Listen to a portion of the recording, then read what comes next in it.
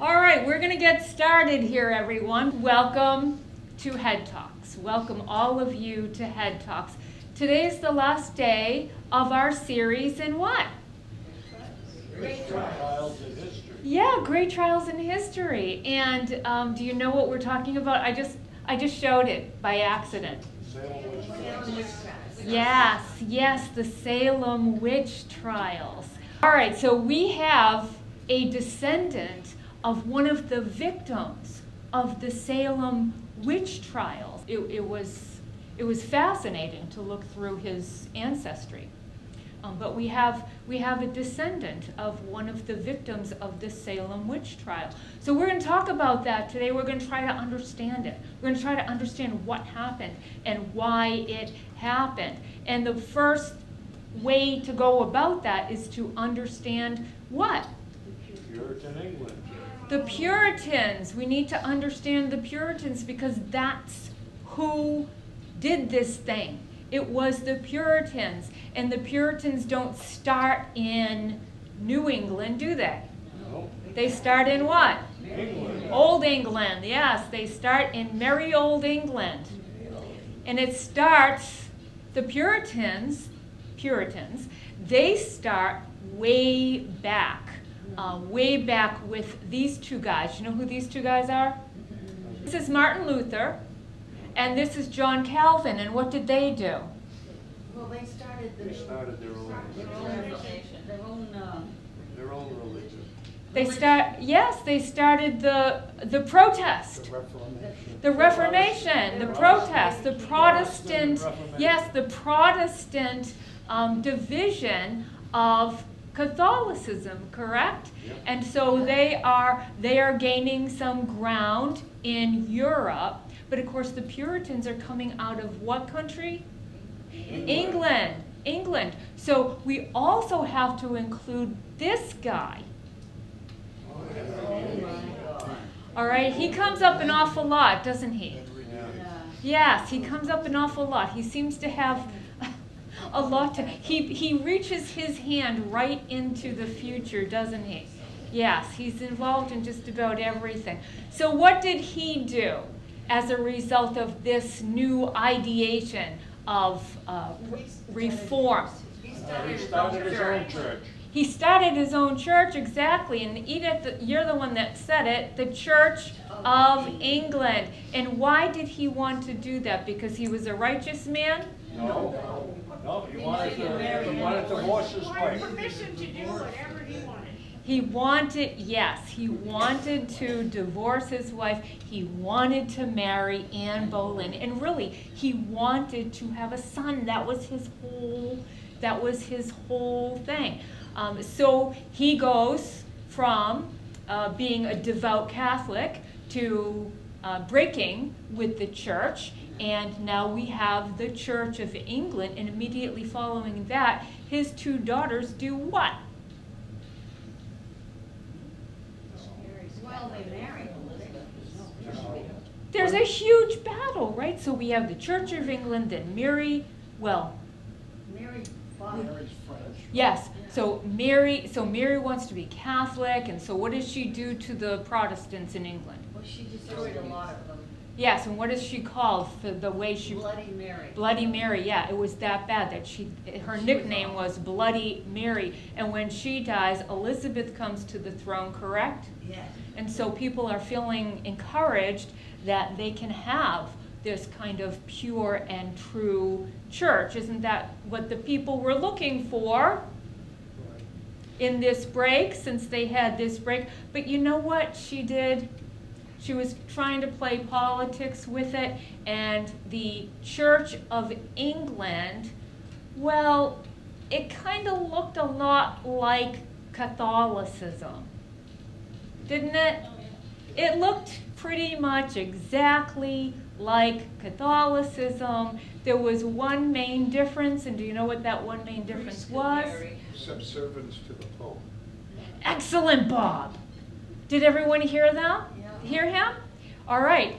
The only real difference, is that you no longer answered to the Pope. Who was the head of the church? The King of England. The monarch, right? 188. Yes, the monarch, whether that would be the king or the queen. Okay, so that was pretty much the only difference. Now, if you're truly searching for reform in the church, but it kind of looks identical to the one that you were against, opposed, are you happy? No, you're not really happy about that. And so the people start to complain and they start to want real, actual reform because the Church of England looks almost identical to the Catholic Church.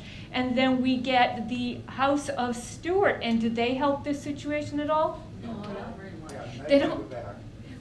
They don't make it better at all, do Not they? at all. No, not even at all. In fact, this one loses his head over it, right? Yeah. Yeah, he doesn't handle it very well. He's not, the Stuart line does not understand what's going on.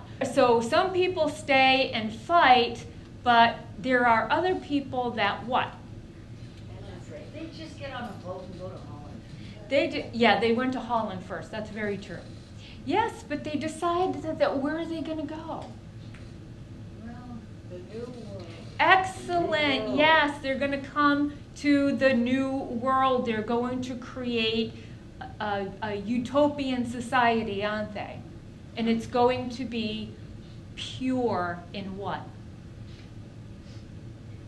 Spirit virtue. In faith, right? Faith. Yes, it's going to be pure in faith, and they're going to strictly adhere to what? The Bible. Yes, exactly. That's what they're looking for. So they come to the new world, and we all know this story pretty well, correct? Uh-huh. Yes, and they settle in this area right here, right? The Bay Colony, that's where they're going to settle, and that's where our story is going to bring us, correct? Yeah. Yes. All right, but something about them, so these persecuted individuals that come to this new world to settle for freedom of religion, do you think that they themselves are tolerant? No, they're not. They don't tolerate very much. No, they're not. They're not tolerant at all. Let's learn a little bit more about them.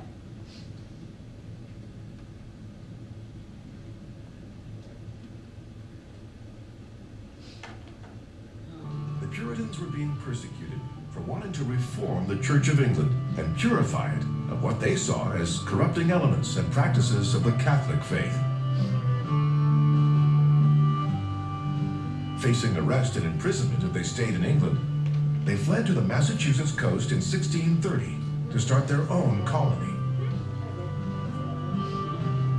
The Puritans bought out Blackstone and laid claim to hundreds of more acres along the Charles River to build their new town. They named it Boston, after the place they'd left behind in England.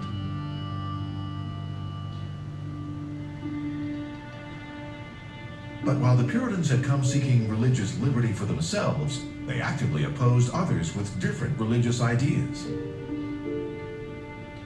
With no separation of church and state, they felt it was their right to persecute and prosecute anyone they deemed a threat to their new colony. They were even willing to put to death a young woman who disobeyed.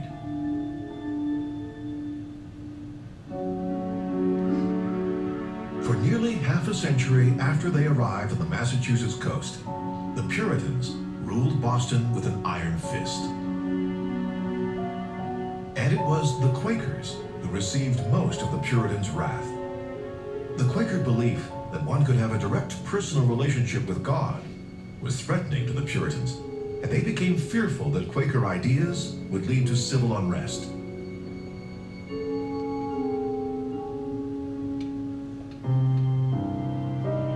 When a Quaker named Mary Dyer arrived in Boston in 1657 to preach, she was arrested and banished from the Massachusetts Bay Colony. But after Dyer repeatedly defied the order, she was captured and brought to Boston Common. On the morning of June 1st, 1660, she was hanged from a tree that stood here, right in the middle of the common. Dyer was one of 4 Quakers executed because of their religious beliefs. They are known as the Boston Martyrs. Their killings mark one of the darkest periods in Boston history. But by the 1680s, strict Puritan ideas had started to fade, and over time, new generations of Bostonians became more accepting of other religious faiths.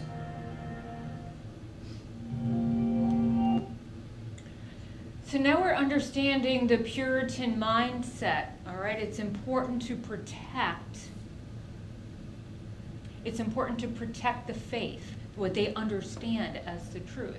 So in understanding the Salem witch trials, you can see their mindset is they see that as a threat, okay? They see anything outside of their own faith as a threat.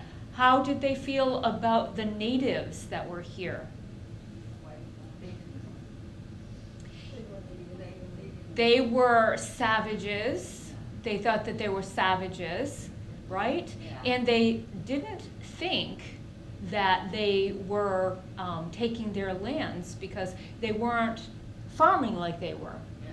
All right, so if they're not cultivating the land, then clearly it doesn't belong to them.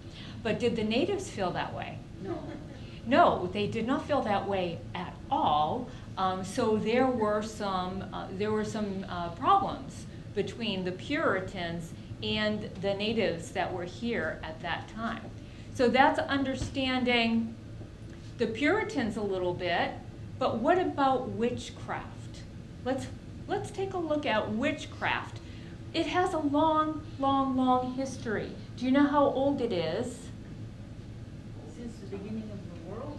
Since the beginning of the world? I think you're right. I think you're exactly right. It's been around forever, forever and ever. And where does this idea of a witch come from? So what historians think, is that the idea of a witch comes from who originates as the medicine woman. All right, so if you've got a woman that is going out into the forest collecting different kinds of herbs and other natural plants as medicinal, and then coming back and working it, that's where you get this imagery. All right, so the medicine woman turns into the witch with her cauldron and her potions and brews. They think that that's where that comes from. Also, a witch is able to cast spells, which is something that comes from this idea of curses. How old are curses? Yes, people have believed in curses, and somebody can cast a curse on you as retribution. So curses have been around forever, and anyone could. Did you have to be a witch to be able to curse somebody? No, you could curse. You could curse somebody if you're mad at them. So people believed that others had the power to cast a spell or curse you and cause you some misfortune. Also, the unexplained, things that could not be explained. What was the explanation for the unexplained? Which did it? It's curses. Mental health, was mental health understood? It's not even understood today, is it? So mental health, if anyone had a mental health disability, that was a curse. You were being cursed, or you were paying a penalty for something that either you or one of your relatives did. Didn't even have to be you. All right? And what about illnesses? Strange illnesses, we don't know where they're coming from, and so maybe there's a curse on us, and people started thinking that this was coming from black magic. The more deeply rooted that became, with different things that were going on, the more people became fearful and became suspicious and superstitious. That would be another perfectly fine word. It was way back in 1486 that the very first book was published on how to identify a witch. Okay? This man was like the ultimate misogynist, if you read some of the things in here. So how to identify a witch and how to kill her. How to kill the witch. All right, so here's a book. This was a very important book, and people needed to have that because they had to combat another book. And the other book that they had to combat was something called the Devil's Book. And the way you become a witch is you have to sign your name. You have to write your name in blood in the Devil's Book. People thought this was real.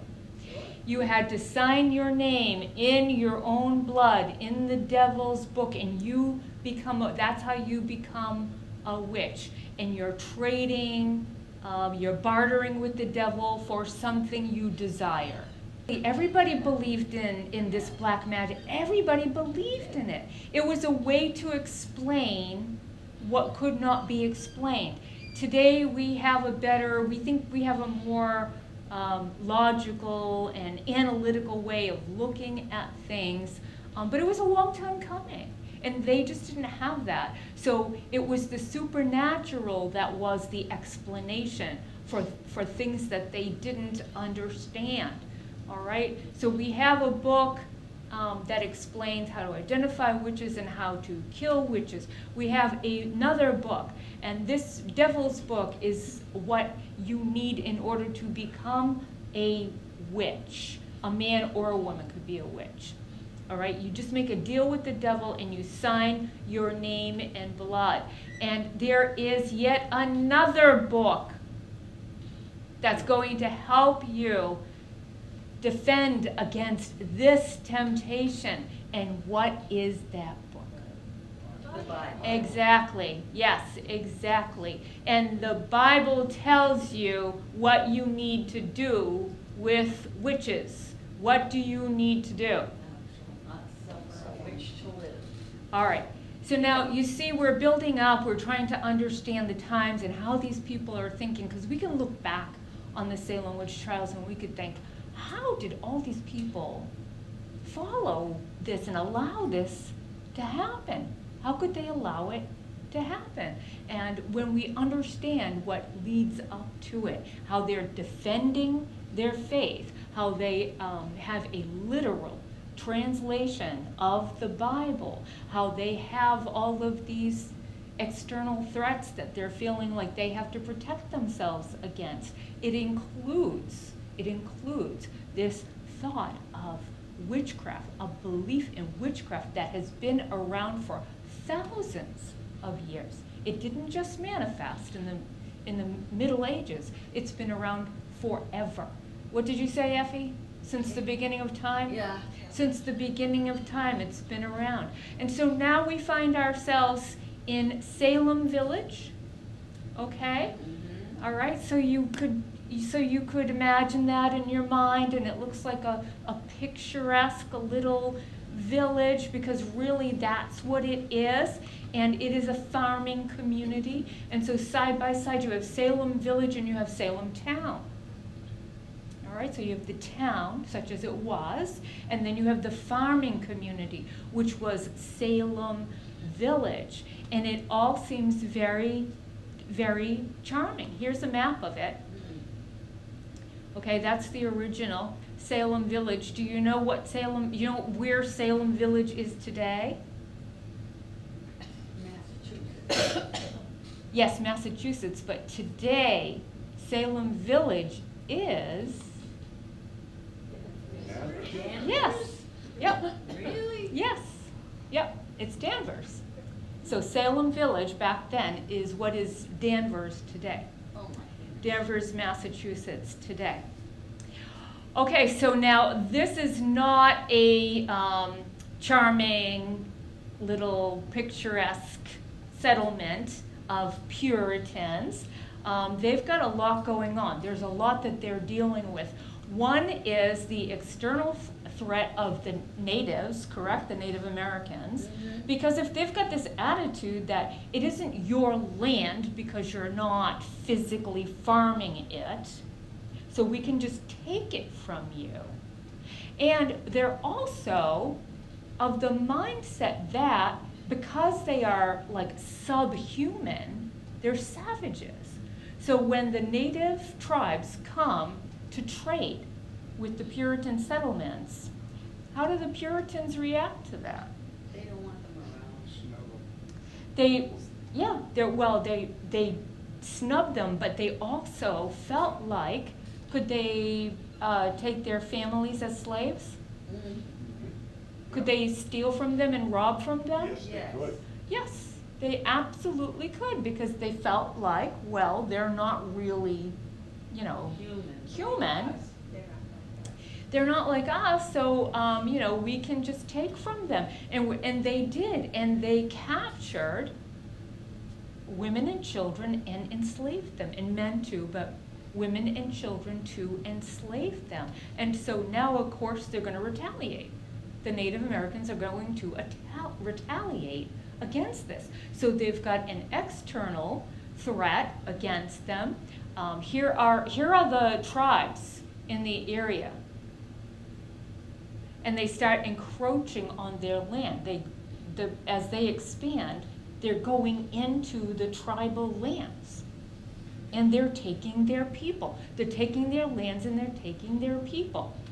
So they've got that going on, but they also have internal strife, because as they are expanding and taking more land, what's happening within the settlement itself? Oh, they're having boundary disputes? They are. They are having boundary disputes, grazing rights disputes. They're fighting internally. They're fighting amongst themselves. All right, so they've got fights they're dealing with on the outside of their own making, and then fights on the inside as well. They're fighting each other. There's also a church controversy, and this is kind of one of the things that propelled the trials.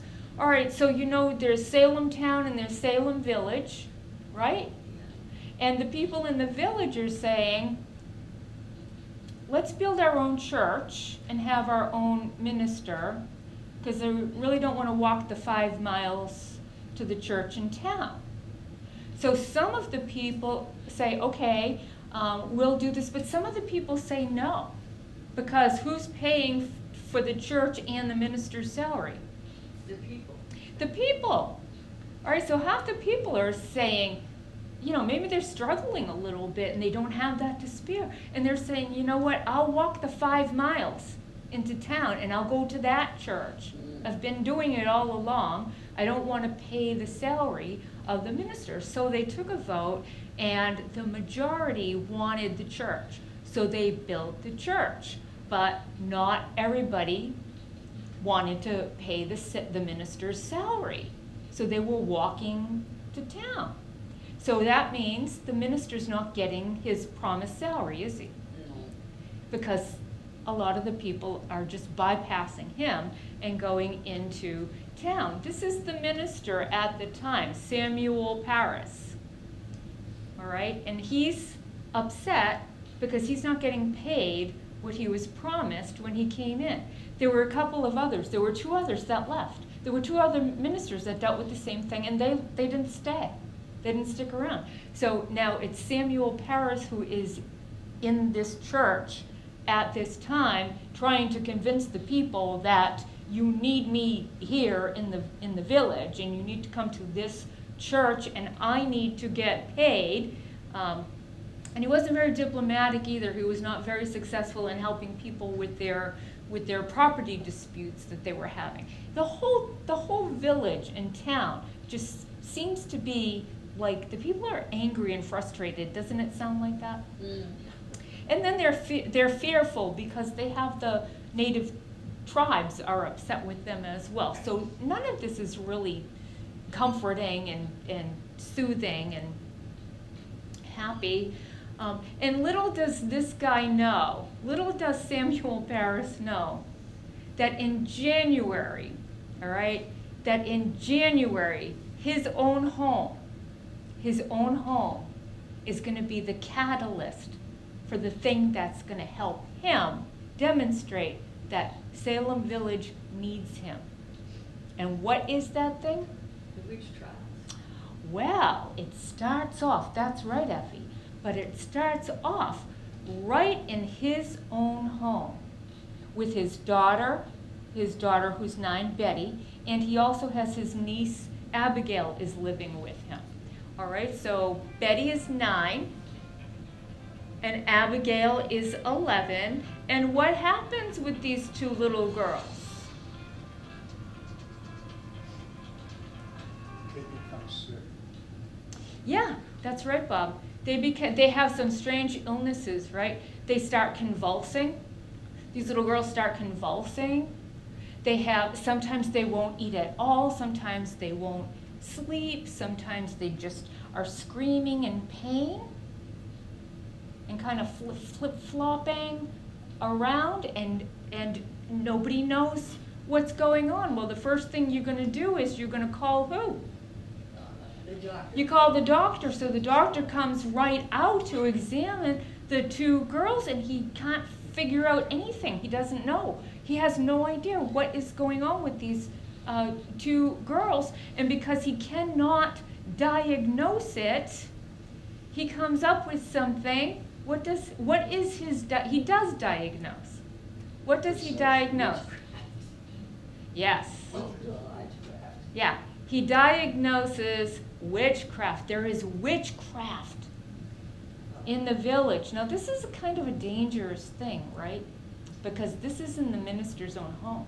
It's his daughter and his niece, okay? So he could become suspicious himself, but in order to deflect that, he starts loudly pronouncing and giving sermons about, the devil is here in the village and we've got to take care of this. So he's quite animated in his response to what's going on with his 2 girls and the doctor's explanation. What are the possible explanations that we have today? All right. Epilepsy. Molded wheat. Excuse me, Ooh. rye. Yes, you're right. Yes. So Bob says epilepsy. That could be a possible explanation. But there was also, people think that there was a fungus, all right, in the rye. You're correct, and that they were being poisoned. And so this fungus can also create hallucinations, all right? So it's this fungus that is found in LSD. Oh, my goodness. Okay, so this fungus is found in LSD. Of course, what I showed you was a nice trip. I don't want to show you a bad trip because that wouldn't be fun.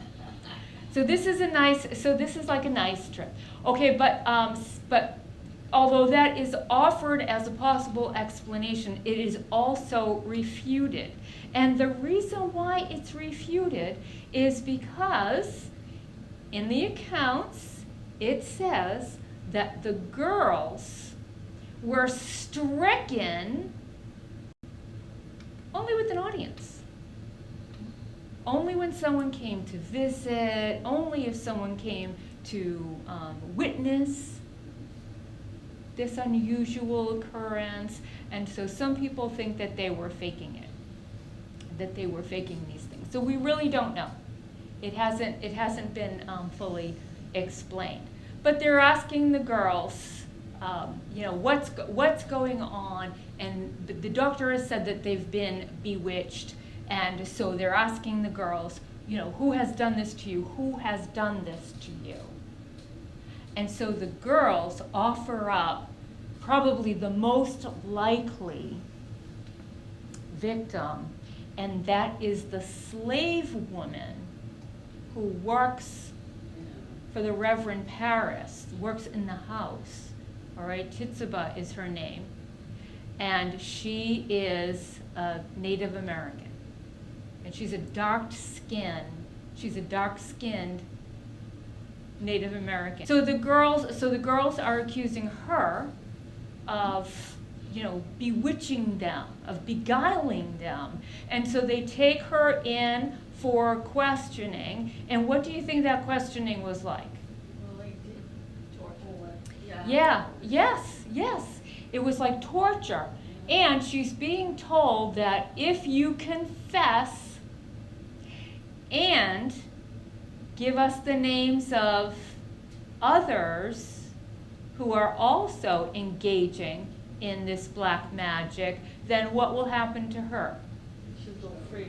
Yes, that her life would be spared, And so what does Tituba do? She immediately offers up 3 names.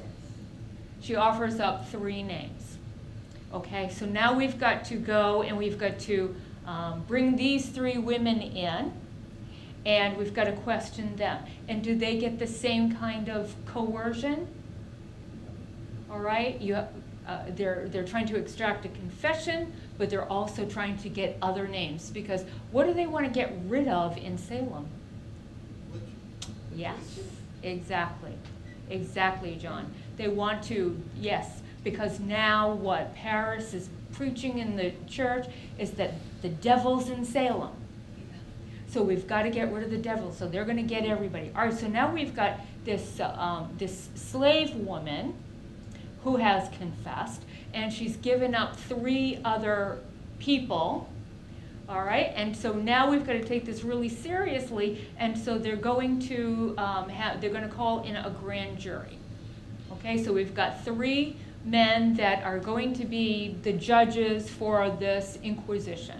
That's what it is. It's an inquisition. All right, so these 3 men come on board, and they're going to investigate this situation. Now, they're going to investigate the servant, and she actually gives up more names after that happens, all right, because she's intimidated.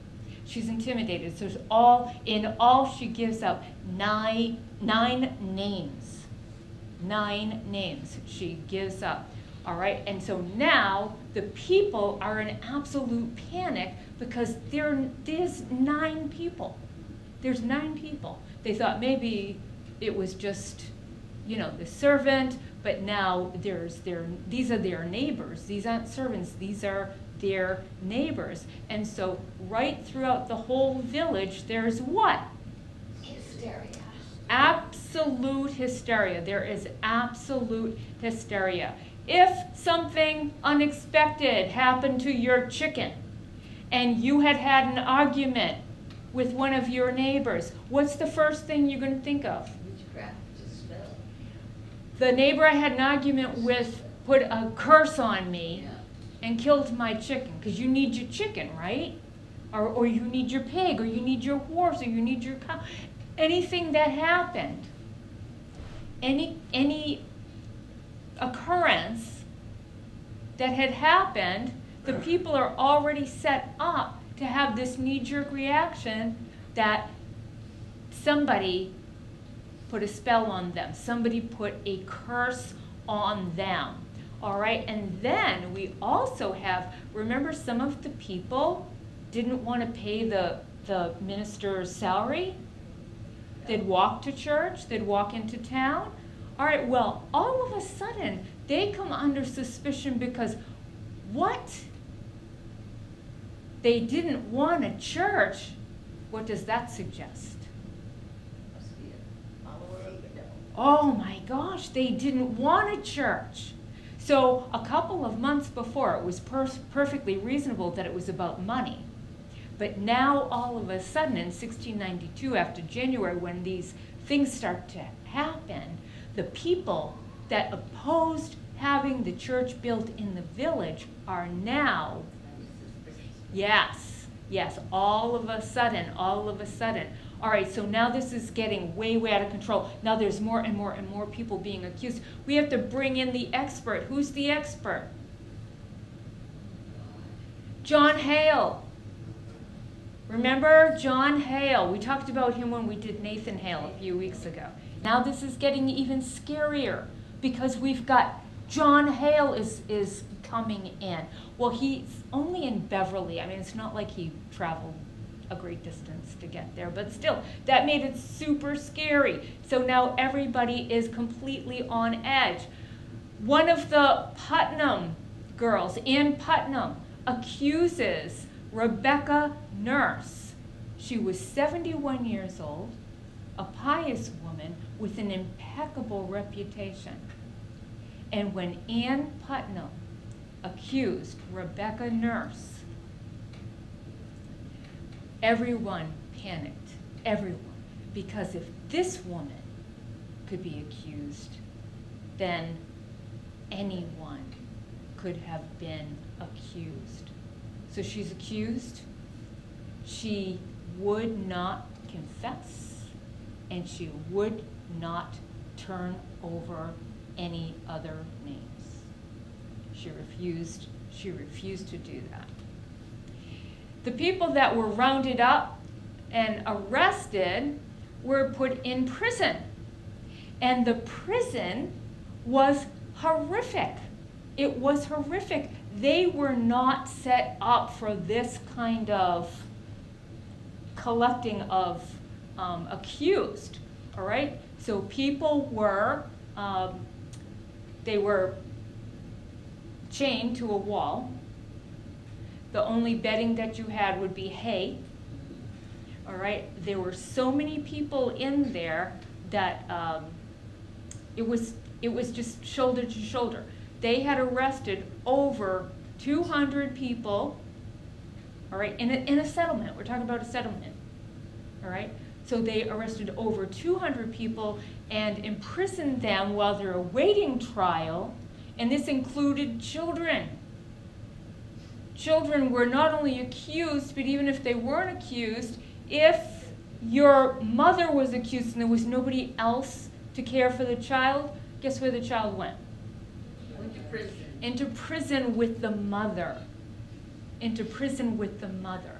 Sarah Good, who was accused, one of the first accused, her 4-year-old daughter went into prison with her and was never the same.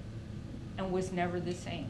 The conditions were so awful that that child never recovered from that. Okay? If you confess, but it's not just confessing, what else do you have to do?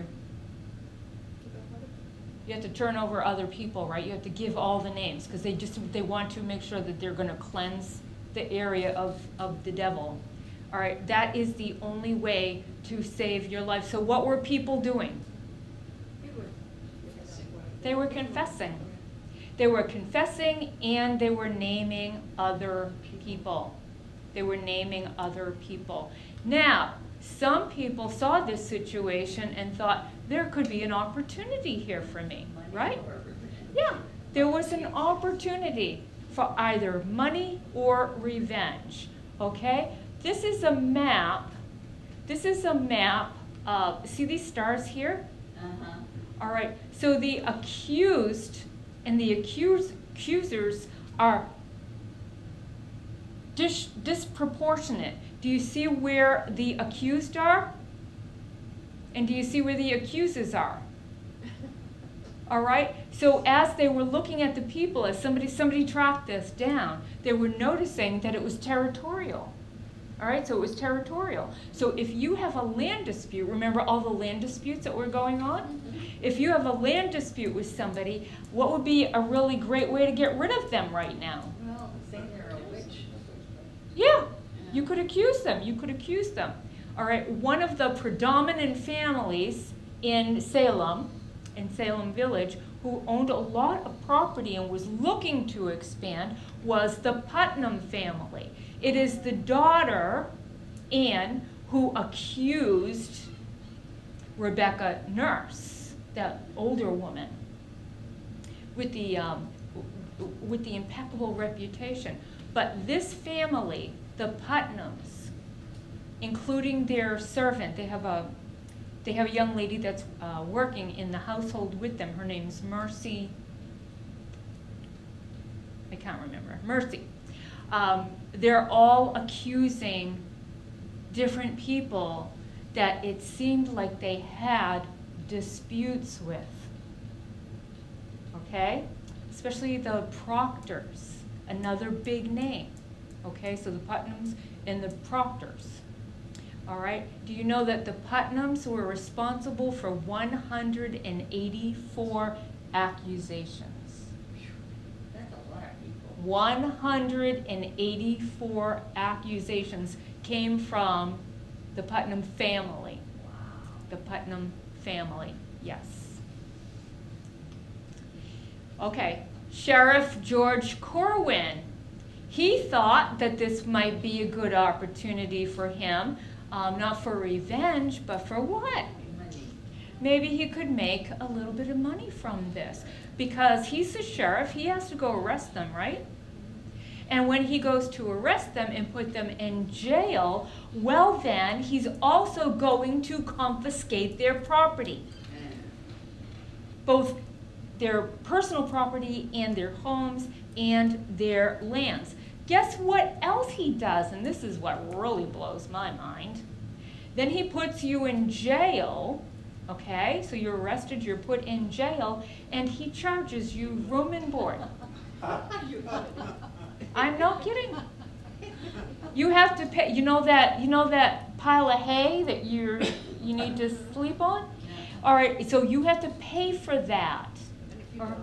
And if you don't, well, you had to stay in jail until you paid it up. You weren't released until you paid it up. If you want to eat, guess what? You have to pay for that. So, all right, you're in jail, so you can't be doing that, but your family has to. Your family would bring money to the sheriff in order for you to have any kind of comfort or means of survival. It's called greed and profit. What's that? It's called greed and profit. People did see through this. People did see through this, but people saw, so Esther is saying people didn't see through this. They did, but they were what? Scared. Scared, powerless. You're all right. You're all saying different things. That's exactly right. All right? If over 200 people could be accused, and you know, if you're accused, does that call suspicion on your family? Yes. Because if you're a witch, if you're practicing witchcraft in the home, doesn't it make sense that your family would be aware of that? And are they involved in it too? So you couldn't even be brave enough to say, hey, you know what, I'm not playing the game. Because you'd have to be a single person to do that. Yes, Amnon. They accused mostly women. It was mostly women. Yes. Of witchcraft. Yes. All right. And that's who was in the prison. A couple of men, a few men, but mostly women and children. Women and children. This is just so unthinkable for us right now, but it happened. It happened. And it's happening because of what we were talking about up front. They're protecting their faith, right?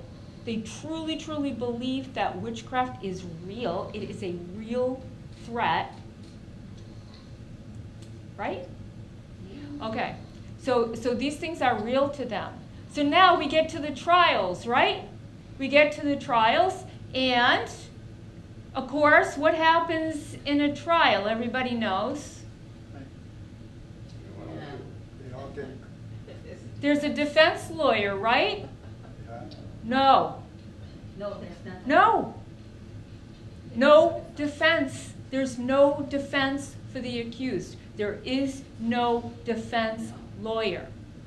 So who defends you? You. You must defend yourself. Who's in the courtroom? All the people who accused you. All the accusers. right? And then all these girls, because this whole thing spreads, the two girls that started having the convulsions, it spreads, it's spreading throughout, and so all kinds of people are accusing people. Also in the courts, all the surrounding towns are very interested in what's going on. One, I'm sure, was entertainment value, right? But the other one was, we don't want this coming near us. All right, so we want to make sure they're taking care of this thing right in here. So everybody that's in the court is primarily against you. So you're standing up by yourself, all right, and with maybe the support of your family, who's terrified to show that support. Do you know family members turned on family members? All right, so there's no criminal defense, but the prosecutor, all right, the inquisitors, they're going to allow a very special kind of evidence to come into the trial. They're going to accept, the judges are going to accept this evidence because of the nature of what is going on, because of the nature of what is on trial. And do you know what evidence they are accepting? They are accepting the testimony of people who are saying that they had a specter. You're kidding. No, I'm not kidding. That's awful. That they had a specter, they had a spirit encounter. It's called specter evidence. All right, so you can be accused, all right, let's say Betty Paris or Abigail Williams, the niece, says, I saw Farmer Brown in the spirit, the specter of Farmer Brown, and he came into my bedroom and asked me to sign the devil's book. And that was evidence that was accepted. Is there gasping happening all throughout the room? That's what was going on. Oh, my goodness. All right, so because they have this evidence that they're allowing, this testimony that they're allowing, they have a lot of people that are being found guilty. So if you're found guilty, what do you have to do? You have to repent, you have to confess, you have to hand over other names. John, did you want to say something? You have to hand over other names so we can really eradicate this. But some people refused to do it. They would not do it. They stood their ground. This is the list of everyone. That got cut off a little bit. Can you see that though? Yeah. So these are all of the people that refused to confess. They absolutely would not say that they did something that they didn't do. They named all of those people? Yes. They hung 19 people were hanged, and it gives the dates and how old they were. Yeah. And you can Should be thankful they weren't burned at the stake. yes, because Which is what they did in England the they old world. in the old world they burnt them at the stake. All right, so you can see their ages.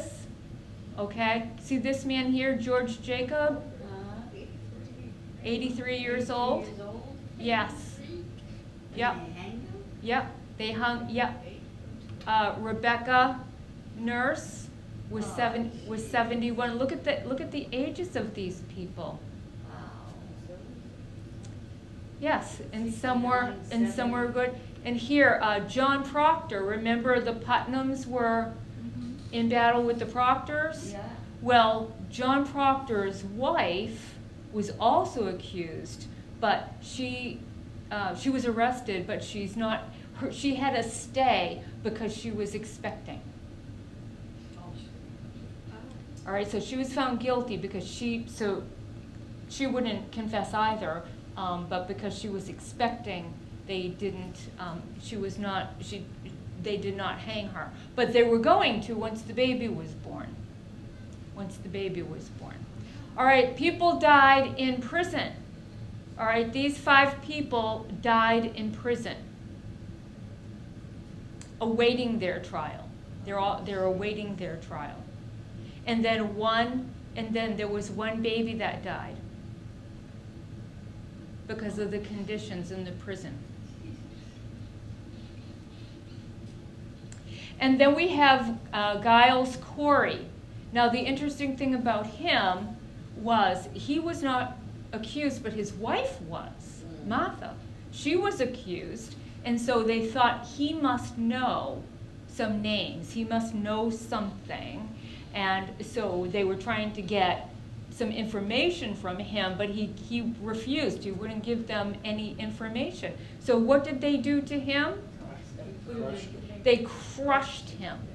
They crushed him. It took him 2 days. 2 days of this. And they were saying, are you ready to tell us anything? And what his answer was, more weight. He was just, I'm not, yeah. He said, more weight. Yeah. But yeah, so it took him 2 days to die, and he refused to hand over any information, give any information. And when they asked him, his only words were, more weight. More weight. All right, so somebody said, Esther said, couldn't they see through this? It's from January and now we're into September. There's almost a whole year this is going on. The people are absolutely terrified of witches and being accused of being a witch and losing your own life or the life of your loved one. And then finally, there is a gentleman in Boston. He's in Boston. He's fully aware of what's going on. Everybody is. And he is willing. He's not afraid of being accused of anything. And he writes a letter in the paper. He publicly denounces that this whole thing is absolute sheer insanity. All right? So he's publishing. He's brave enough to publish that. Margaret Jacobs, do you remember? Do you remember the older man, the 77-year-old man who was hung? She accused him. It's her grandfather. Oh, God. And the day after he died, after his execution, she dictated a letter saying that she made it up. So she recants. And when she recants, other people start to, okay? During these trials that are going on, remember John Hale is there? Yeah. Yes. Well, he's starting to express some doubts. And while he's expressing doubts, well, guess what? Someone accused his wife of being a witch. All right? And so now, yes, you're right, Barbara. So now it's all starting to what? Unravel. Yes, it's all starting to unravel. It's all starting to come apart. And because people are starting to recant, the judges are starting to put through death sentences even if people confessed. So are people going to keep confessing? No. If you're going to die anyway, then that was the only reason why they were confessing, was to save their life. So that strategy didn't work. So if you have no pardon for confession, people are going to stop confessing. All right, so now this whole thing is starting to just completely come down. So from the end of September till the end of October, the process begins, and this whole court is absolutely dissolved. It does not go on. It's all shut down near the end of October. But not everybody is released from prison. You still have to go to trial, but you're going to go to trial in a regular court. You're going to go to trial in a regular court. You're detained to have your trial, or you're detained because you couldn't pay for your room and board. All right, so eventually somebody's gonna, they don't have enough money, eventually they'll pay off your room and board to the sheriff. Okay, so what happens in the aftermath? One of the judges realizes the insanity that was going on, and he asks for forgiveness. The court in 1703 throws out all of the evidence in these trials, and these people are no longer guilty. Ann Putnam, she is making a formal apology before her church, and what do you think the church does? Remember, she's from a rich family. What do they do? Forgive her? Yeah, that's okay. Yeah. That's fine. You're good. All right, so she had, remember, their family, 184 accusations. Gee. But they're fine. Okay, and then 1711, they start making reparations to the families of the people that were executed. And following the trial, Massachusetts will not hear any accusations of witchcraft in court. That's it. Not doing it. Not doing it. And here are, in Salem, here are some of the tombstones. Oh, my. So there's a memorial. Oh, there is? Yes, there's a memorial for everyone. There's a memorial for everyone.